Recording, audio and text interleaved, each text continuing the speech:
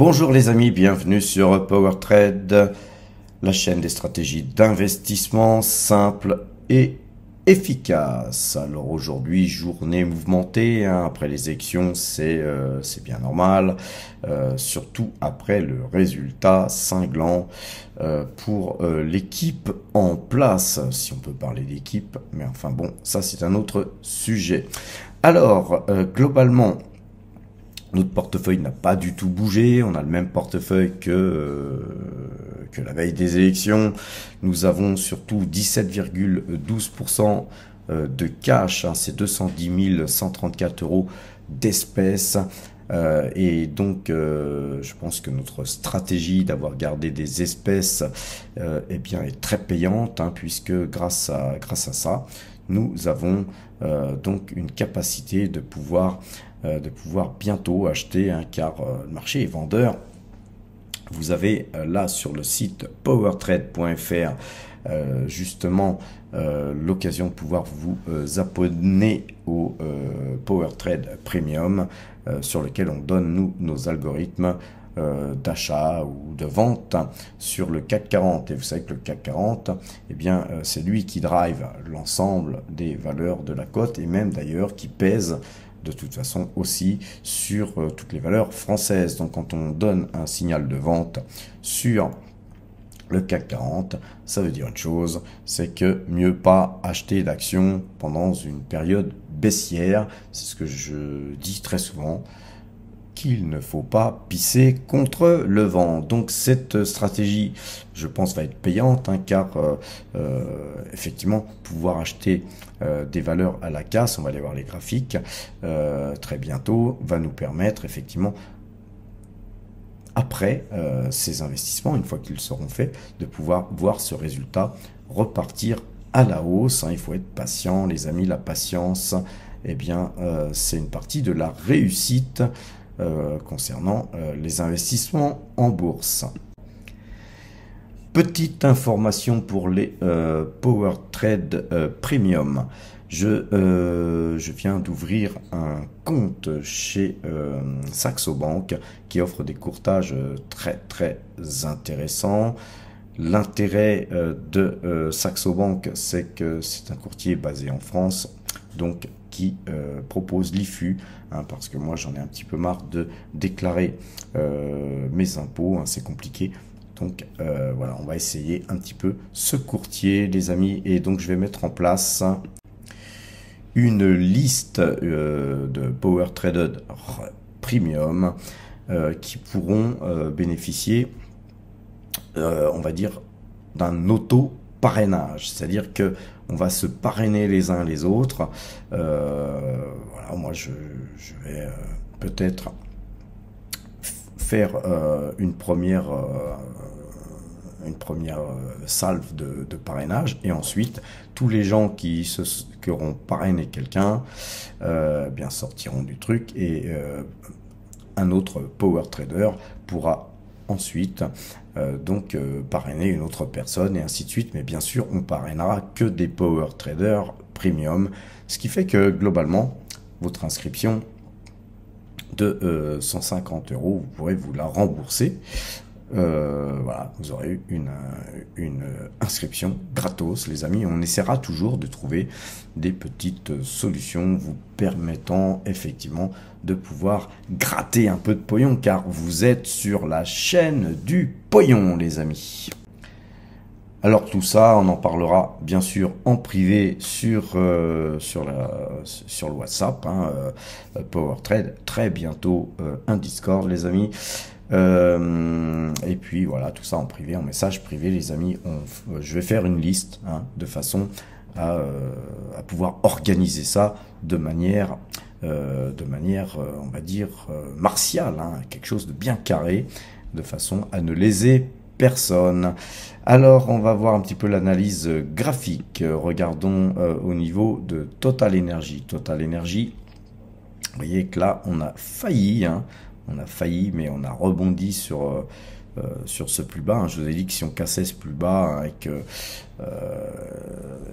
et que le marché commençait à descendre en dessous de ce plus bas, moi j'aurais allégé Total, et là Total a rebondi sur ce point et on a même cassé ce trend jaune qui est voilà, qui est positif pour moi, puisqu'on est au-dessus de ce trend jaune. Au-dessus du trend jaune, pour moi, c'est positif.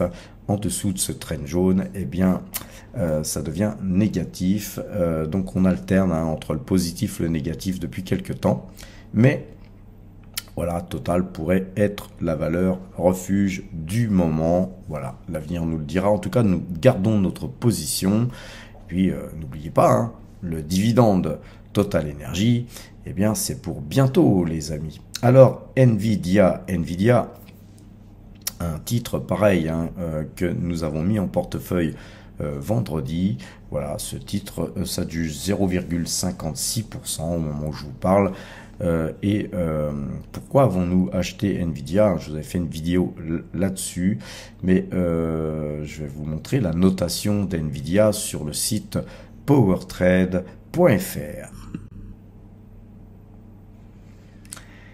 Et donc sur le site powertrade.fr, vous avez pas mal de choses, dont l'abonnement ici, si vous voulez vous abonner au WhatsApp et à toutes les informations qui sont transmises par mes soins, soit par Gilles Laura, par Enrico qui nous calcule les points aussi. Donc on a une petite équipe sympa, et puis tous les power traders qui nous ont rejoints, on est plus d'une centaine sur le groupe là actuellement. Eh bien beaucoup d'informations circulent de temps en temps. Je vous passe des dossiers un peu confidentiels. Eh bien à vous de vous inscrire ou pas, mais vous avez de toute façon toujours la partie gratuite. D'abord, les vidéos que je vous fais tous les soirs restent toujours gratuites et j'espère toujours aussi intéressantes. Mais sur la partie notation, là ici, vous pouvez cliquer dessus, et en cliquant dessus, vous arrivez en fait à mon système de notation qui est maison. Vous avez ici la désignation des valeurs, donc c'est les 10 meilleures notes. Je pense qu'à un moment donné, sur la version payante, vous aurez très bientôt la possibilité de taper vos valeurs et d'avoir un résultat. Et ce résultat, il sera à l'image de la note que je vous donne ici. Nvidia à 18,65, c'est la meilleure note du portefeuille. Elle dépasse même Hug Autoliner qui, rappelez-vous, nous a fait gagner pas mal de pognon. Regardez Mercialis, une valeur sur laquelle on a gagné pas mal de pognon aussi. De Richebourg, une valeur sur laquelle on a aussi extrait de la performance, on a quand même fait du pognon. Petrobras, je vous en parle même pas, le dividende qu'elle nous verse, et une valeur pareille qui nous a pas mal servi. Rubis, je n'en parle pas non plus, une valeur sur laquelle on a récemment allégé, et on a bien fait je pense, mais toujours très bonne note sur Rubis. Aura Minerals, je vous en parle pas, on a gagné du pognon là-dessus. Sur BNP, on a gagné du pognon. Sur Intesa San Paolo, ramassé aussi un max. Et Total Energy, qui a la moins bonne de toutes les notes du portefeuille, mais qui nous verse un dividende trimestriel très sympathique. Et ceci dit, à partir du moment où vous avez plus que 10 en termes de notes sur mon système de notation, c'est que vous avez déjà une très bonne note. Donc Total Energy pratiquement 11, et quand on regarde Nvidia 18,65, donc vous voyez que vous avez là un petit panel des 10 meilleures valeurs de la cote, et certaines comme Rubis, de Richebourg, etc. Si on les retrouvait un petit peu à la cave suite à ce mouvement de baisse, eh bien nous pourrions les ramasser pour pas cher, vu qu'on a pas mal de cash.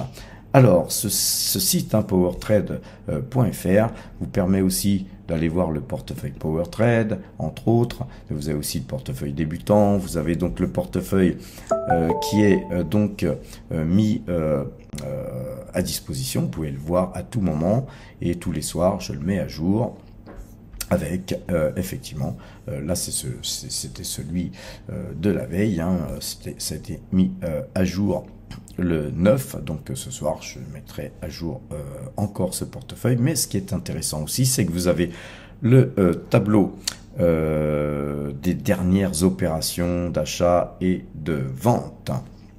Et vous voyez que tous les achats et les ventes qu'on a fait ont procuré depuis le début de l'année 74 079 euros, hein, donc c'est uniquement, il y a aussi les dividendes qu'on touche, hein, mais vous avez là la possibilité de cliquer sur le prix d'achat et sur le prix de vente et vous serez redirigé sur les vidéos que j'ai faites au moment où j'ai acheté par exemple du Thales et au moment où je l'ai revendu et avec les explications de pourquoi je l'ai fait, et vous avez ça sur toutes les valeurs, hein, sur lesquelles nous avons pris des bénéfices, et vous avez sur les colonnes de droite les gains qui ont été faits et en pourcentage, combien on a fait de pourcentage de gains, et vous voyez qu'il y a les gains et des pertes aussi, hein, sur Atos par exemple. On a eu une petite perte de 1455 euros, mais qui représentait en termes de pourcentage plus de 41% de baisse. Ouais, vous voyez, tout est noté, hein, nos gains et nos pertes, mais vous remarquerez qu'on fait surtout plus de gains que de pertes, je dirais même énormément plus de gains que de pertes, puisque c'est 74 079,20 euros qui ont été engrangés depuis le début de l'année. Donc on retourne sur les graphiques, hein. Sur les graphiques on va regarder Taiwan Semiconductor, hein, qui est donc une valeur intéressante puisque basée à Taïwan, une valeur incontournable dans le secteur des semi-conducteurs. Donc vous voyez qu'on est sur Taiwan Semiconductor, on est sur Nvidia, et puis on est aussi sur ST Microélectronique, et de temps en temps ça ne nous empêche pas d'acheter du ASML ou autre, de façon à faire du trading, mais en long terme, hein, on est plutôt sur Taiwan Semiconductor, et maintenant depuis peu sur Nvidia qui a une excellente note. Alors regardons LVMH, hein. On avait acheté une petite ligne de LVMH, et vous comprenez que petite ligne, eh bien c'est bien, hein, quand on fait des petites lignes, puisque ça nous permet d'avoir le couteau dans la plaie. Et là on a le couteau dans la plaie, mais voilà, le signal est mauvais puisqu'on est revenu dans ce canal baissier. Donc on va se devoir élargir ce canal baissier. Aujourd'hui, voilà, on est encore dans un canal baissier qui s'est élargi.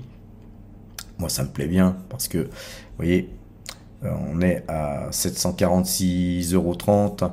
Et rappelez-vous, nous sommes sortis notre dernière vente à 778,80. Donc, il est bien possible, vu la gueule du graphique, que nous puissions, à un moment donné, revenir sur LVMH beaucoup moins cher que les cours actuels. Et ça me plaît bien. Concernant Google, eh bien Google, on est toujours, hein, dans ce canal haussier, donc on conserve notre position. On espère bien sûr pouvoir consolider notre ligne si elle baissait, mais sinon on va garder cette pause qui est aujourd'hui, puisque maintenant Google verse un dividende. D'ailleurs c'est pour le mois de juin, hein, le dividende Google, donc c'est pour ce mois-ci. Eh bien Google va rester en fond de portefeuille avec Total Energy. On fera du trading dessus, hein, bon an, mal an, on fera des allers-retours, on pourra extraire de la performance, etc. Hein, mais le but, c'est toujours de garder une petite ligne Google en portefeuille. Concernant ST Microélectronique, donc on a décroché ce matin avec toutes les valeurs, hein, mais remontée assez puissante en fin de séance. ST Microélectronique ne perdait que 0,40%. Quand on a vu la séance qu'on a vue aujourd'hui, on peut se féliciter que ce mouvement haussier paraît ne pas être terminé. Donc voilà, on a une petite ligne, hein, sur ST Microélectronique, on va conserver. Concernant SO, rappelez-vous, on avait fait une petite ligne ici. petite, hein, puisque nous sommes rentrés plus haut hein, que notre dernière sortie, puisque c'est effectivement c'est un titre qui nous avait fait gagner pas mal de pognon, puisqu'on avait été acheteur à 71,95, à 121,14, et on a fait plus de 120% sur ce titre, sur la première ligne. Donc globalement, les amis, on est revenu dessus parce que je pense que c'est un titre qui peut aller aisément à 300 €. Maintenant, c'est sûr que aujourd'hui, SO perd plus de 3%, et que la moyenne de jours, 12 jours est passée vendeuse, qu'on a un trend ici qu'on pourrait aller venir retoucher, voire casser. Donc voilà, nous on va rester patient comme d'habitude pour essayer de rechoper ce titre un peu plus bas. Maintenant, concernant la valeur Thermador, on a un décrochage là aujourd'hui, mais la moyenne de jours, 12 jours reste acheteuse, donc on observe hein, ce titre, on verra pour prendre des décisions, mais pour l'instant nous conservons notre position. Concernant Ecopétrol, plus 1,46%, aujourd'hui on avait ouvert bien plus haut, on a eu une forte chute ensuite, et puis là le titre se reprend. En tout cas, nous sommes en positif de 1,46%, ce qui profite à notre portefeuille. Concernant Petrobras, pareil, c'est une hausse de plus 0,96%. Donc rien de particulier, hein. On a quand même quelque chose un graphique assez baissier hein, sur Petrobras, mais gros dividende sur cette valeur. Désolé les amis pour mon extinction de voix, mais on va continuer. On va peut-être pas faire une vidéo très longue pour protéger mes cordes vocales. Maintenant, regardons la Française des Jeux. Alors là, ça nous plaît vraiment bien, car rappelez-vous, nous avons extrait de la performance à 34,24 ici et à 33,72. Nous sommes à 32,86. Donc déjà, aujourd'hui, nous aurions pu acheter, aujourd'hui, hier même, acheter la Française des Jeux à bon compte. La moyenne 2 jours, 12 jours, elle est vendeuse, hein, si on zoome. On a une configuration très baissière avec un décrochage. Voilà. Attendons, patientons, je pense qu'on peut ramasser la Française des Jeux à meilleur prix, mais voilà, il faut y rester patient, hein. On n'est pas non plus là pour se jeter dans la gueule du loup. Mersenne, les amis, décrochage sur Mersenne, comme sur la Française des Jeux, comme sur beaucoup de titres à la Bourse de Paris. Et bien, on peut remercier les élections, hein, les amis. C'est un immense plaisir que de voir tous ces titres décrochés, car nous allons pouvoir nous gorger de pognon. On va acheter bientôt du Mersenne beaucoup moins cher que notre dernière vente, hein. On avait vendu Mersenne à 39,42, on est à 36,90, et je me dis que je sens que le pognon va arriver, hein. On va pouvoir ramasser cette valeur bien plus bas, et vous savez qu'on est sur la chaîne du pognon, on est comme des vautours, on tourne autour de Mersenne, on tourne, et puis bientôt on va piquer dessus, on va attaquer, on va acheter Mersenne, mais c'est à mon avis encore un peu trop tôt pour passer à l'attaque, hein, pour passer à l'achat. Alors, autre décrochage très sympa, Crédit Agricole. Vous voyez que là on avait eu ici un gros gap, mais là c'est un gap qui était suite au versement du dividende. Vous savez, quand moi je préfère sortir avant le versement d'un dividende, quand un titre a beaucoup monté. Pourquoi? Parce que le dividende, on l'a déjà, donc pas la peine de l'attendre. Et puis ensuite, quand il y a un décrochage comme ça induit souvent des ventes, donc il y a forcément des petits rebonds, etc. Mais regardez, boum, on n'arrête pas de descendre. En plus, aujourd'hui, aidé par les élections, boum, ça décroche, gros gap là. Donc là, vous avez quoi ici, les amis? Une île. J'adore les îles baissières, moi. Quand on n'est pas sur un titre, c'est parce que ça devrait continuer à baisser. Donc je pense qu'on va, on attendra cette fameuse moyenne 2 jours, 12 jours croisée à l'achat pour se reporter sur le Crédit Agricole. Alors je vous ai préparé ma petite liste sur la watching list des titres qu'on surveille. NJ par exemple, tout ce qui est en ellipse dans le jaune, c'est des extractions de performance. Sur NJ, on était sorti à 15 435, on était sorti à 15 78 ici. Donc on a bien ramassé sur cette partie de titres, de 200 titres qui nous restaient. On avait même touché le dividende, donc c'était cool. Et puis là maintenant, on est à 14,52, donc on est bien en deçà de tous ces cours où nous sommes donc sortis. Et puis surtout la moyenne 2 jours, 12 jours est vendeuse. On arrive sur ce trend jaune qui est un trend très fort, que je vais d'ailleurs repousser un peu plus loin, car à mon avis c'est pour bientôt qu'on va le casser ou qu'on va rebondir dessus. Ah, moi j'en sais rien si on va le casser ou si on va rebondir dessus. Je pense que personne ne sait d'ailleurs. La seule chose qu'il faudra faire, c'est observer. Si on casse, on laisse filer. Si on rebondit, que la moyenne de jours, 12 jours repasse à l'achat, on achètera. Vu la configuration graphique et vu les incertitudes suite aux élections, j'ai comme l'impression qu'on va le casser. Sur Saint-Gobain, là on a une belle bougie verte, mais on a quand même un décrochage. Rappelez-vous, Saint-Gobain, voilà, on avait vendu ici, d'ailleurs c'est marqué achat parce que j'avais pas rectifié, mais Saint-Gobain c'était une vente ici, excusez-moi, j'ai rectifié en direct, une vente à 81,56. Donc on va pouvoir acheter du Saint-Gobain moins cher puisqu'on est à 77,12 déjà les amis. Donc on a déjà la possibilité de racheter du Saint-Gobain moins cher que notre dernière extraction. Mais qu'est-ce qu'on fait les amis? On s'assoit sur ses mains et on patiente. Sur Parex Ressources, là par contre on a un rebond.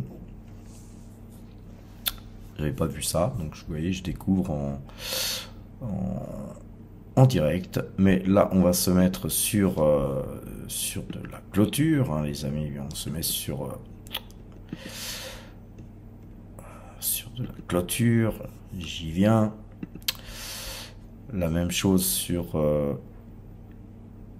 la moyenne 2. On va se mettre sur de la fermeture. On valide et là on va regarder si on a croisé ou pas. Donc là pour moi c'est pas clair, on ne fait rien. Donc il se pourrait que cette valeur nous permette de voir un deuxième rebond sur ce trend.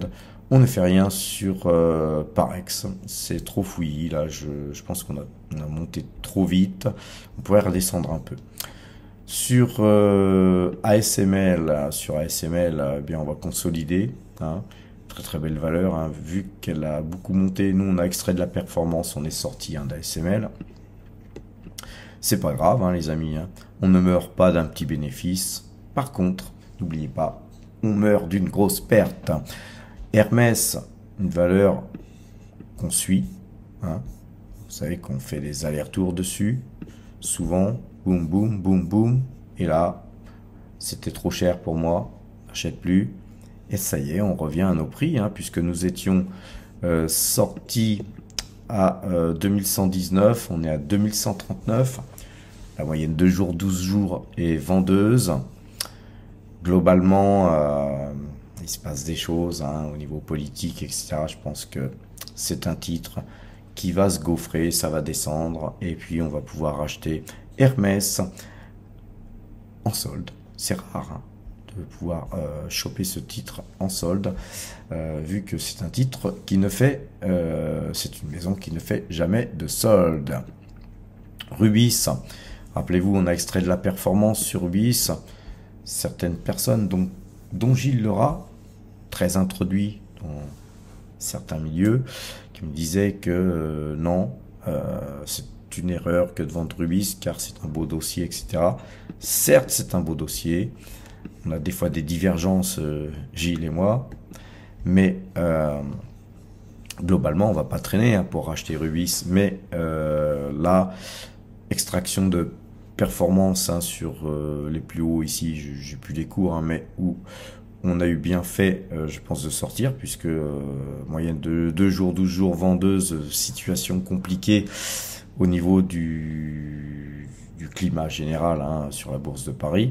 Donc on a latéralisé ici plutôt en phase un peu haussière, mais on pourrait voir ce titre se balader sur les 30 euros, pourquoi pas, dans la partie médiane de cette belle bougie verte.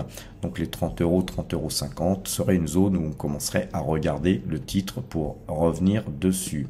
Concernant Autoliner, aujourd'hui pour moi, ce n'est qu'un... alors, on a une très bonne note sur H-Auto, Autoliner, on a une très bonne note, mais moyenne de jours, 12 jours vendeuse. Voilà, moi, perso, je reviens pas sur le titre. Je pense qu'on va revenir toucher ce trend, ce bas de canal, parce que nous sommes dans un joli canal aussi sur cette valeur. Mais vu la configuration, je pense qu'on pourrait encore avoir une certaine velléité de baisse, et donc on va éviter d'être sur le titre. Concernant Intesa San Paolo, c'est un titre pareil, on était sorti un peu tôt.